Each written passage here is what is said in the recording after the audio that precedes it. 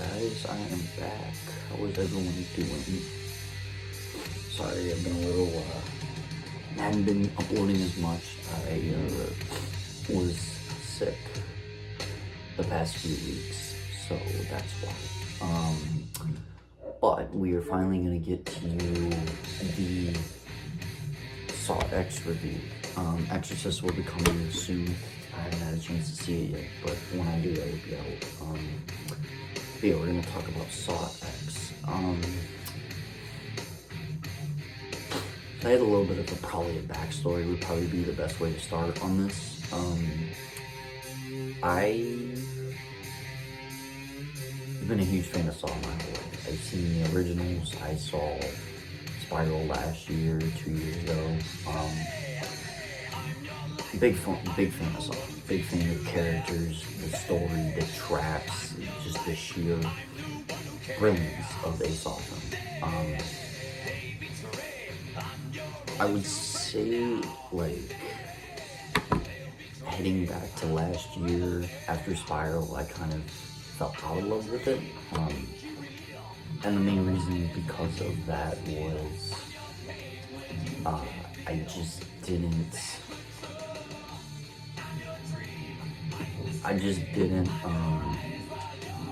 really want, and it didn't feel like a Saw movie to me. It didn't feel like the Saw movies I fell in love with, if that makes any sense. Kind of how I would describe it is it felt like something that was like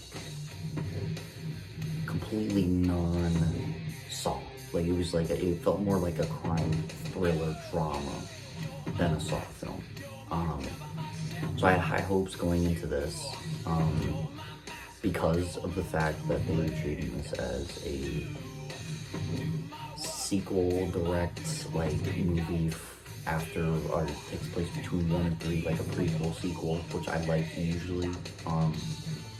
So very high hopes. You know, you had Jigsaw himself coming back, you know, and he told the story of him, I think, dealing with cancer, and he went to these people that were supposed to help him, you know, and they didn't. So, like, kind of how I figured, so, like, you know, I kind of like the story of him getting his redemption, you know, him trying to do everything he can to get back at the people who hurt him, who didn't save his life even though they promised, kind of, is how I look at it. But I enjoyed the traps in this. There are some really creative and unique ways they execute some of the traps. The one that stands out from the posters is, I wish it was a real, but it's more like a dream sequence, but even then it is executed perfectly. Some of the other ones in here, I'm not going to get too much into it, but the traps are executed perfectly. They take time to build out the characters and story development really well, so you know what's going on. It's a perfect amount of, you know, violence and a little bit of dark comedy and story development, character development. Visuals are there too.